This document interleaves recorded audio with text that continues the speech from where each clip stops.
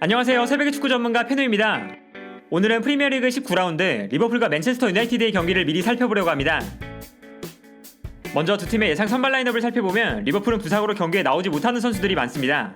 기본적으로 반다이크와 고메즈, 조타, 치미카스, 케이타가 경기에 나올 수가 없고, 마팁의 경우에는 부상에서 복귀하는 것이 예정되어 있지만 이번 경기에서는 선발로 나올 가능성은 희박한 상태입니다.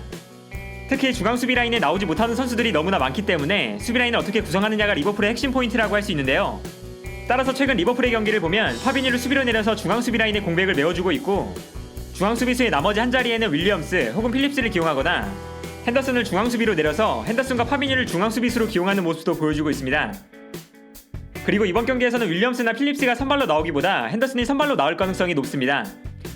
윌리엄스와 필립스가 경기에 나왔을 때 불안한 모습을 보여주기도 했고, 중원에는 티아고가 부상해서 복귀한 상태라서 핸더슨이 중앙 수비수로 기용되어도 정상적으로 중원 라인을 구성할 수 있는데요.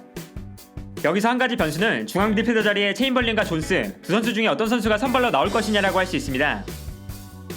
한편 맨유는 필 존스와 윌리엄스가 부상으로 경기에 나올 수가 없고, 가벼운 부상이 있었던 마샬은 현재 부상에서 회복한 이후 경기에 출전할 수 있는 상태입니다. 그리고 맨유의 예상 선발 라인업에서 지켜볼 만한 포인트는 포그바가 플레이하는 위치입니다. 보통 맨유는 선발 라인업을 구상할 때 포그바와 마티치 혹은 맥토미니를 중원에 배치할 때가 많은데요. 그러나 포그바가 중원 싸움에 적극적인 선수가 아닌 만큼 포그바가 중원에 배치될 때 맨유는 중원 싸움에 문제가 발생할 때가 많았습니다. 따라서 중원에 좀 더 많은 활동량과 수비적인 플레이가 필요할 때는 중원에 프레드와 맥토미니 혹은 마티치가 선발로 나올 때가 많고, 포그바가 출전한다면 중앙이 아니라 측면 미드필더로 기용되는 모습을 보여줬습니다. 그리고 그 과정에서 레시포드는 오른쪽 측면 공격수로 출전하는데요. 여기서 솔샤르 감독은 레시포드를 최전방으로 올려서 미드필더 숫자를 늘리는 4-3-1-2 전형을 사용하기도 하고, 4-3-1-2 전형을 사용할 때는 자연스럽게 공격 상황에서 포그바가 공격적으로 올라가면서 두 명의 공격형 미드필더를 두는 것처럼 경기를 운영하기도 했습니다. 결과적으로 맨유는 평소처럼 포그바를 중앙 미드필더로 사용하는 4-2-3-1 전형으로 나올 것인지, 아니면 중원 싸움에 강한 리버풀을 맞이해서 포그바를 측면으로 배치하거나 아예 미드필더 숫자를 한 명 늘리는 4-3-1-2 전형을 사용할 건지가 이번 경기의 포인트라고 할 수 있습니다. 또한 최전방 공격수 자리에 마샬과 카바니 둘 중 어느 선수가 출전할지도 맨유의 선발 라인업에서 지켜볼 만한 부분인데요. 그리고 맨유가 어떤 전형을 사용하든 이번 경기에서 전술적으로 중요한 부분은 맨유가 자신들의 왼쪽 지역에서 공격을 전개하는 상황이 많다는 것입니다. 맨유는 루크쇼가 공격적으로 올라오고 포그바와 브루노 페르난데스가 측면으로 움직이면서 선수들이 왼쪽에 밀집하는데요. 따라서 맨유는 전체적으로 선수들이 모여있는 왼쪽을 중심으로 공격을 전개하는 경우가 많습니다.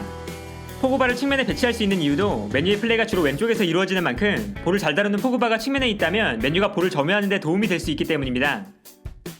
그리고 여기서 이번 경기의 포인트는 맨유의 왼쪽 라인과 리버풀의 오른쪽 라인이 맞붙는 측면 지역입니다. 특히 최근 아놀드가 수비적으로 굉장히 불안한 모습을 보여주는 만큼 맨유가 왼쪽에서 공격을 전개할 때 리버풀이 수비적인 측면에서 어떤 모습을 보여주느냐가 중요한데요.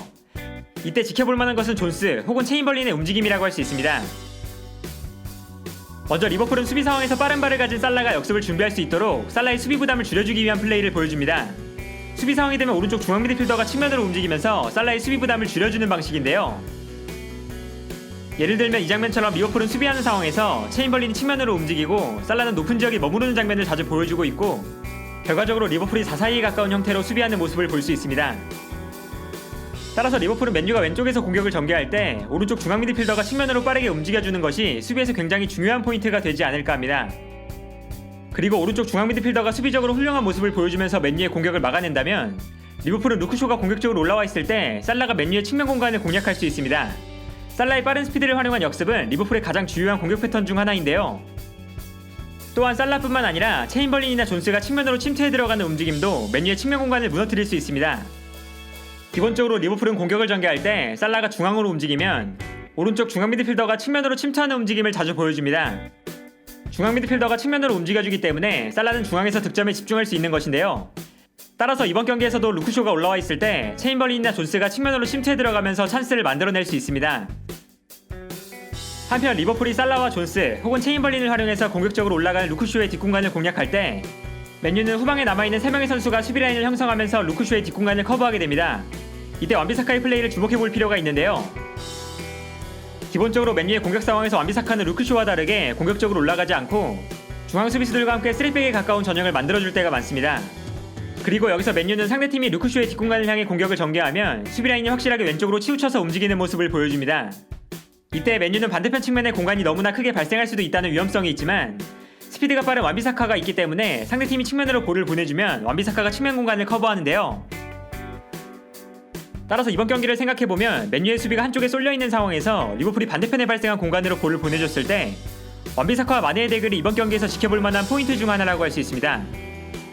더군다나 리버풀은 아놀드의 킥력을 활용해서 반대편으로 볼을 전환하는 것이 주요한 공격 패턴 중 하나인 만큼 이번 경기에서 아놀드가 맨유의 오른쪽 측면 공간으로 얼마나 빠르고 정확하게 볼을 보내줄 수 있느냐가 리버풀의 공격에서 굉장히 중요할 텐데요.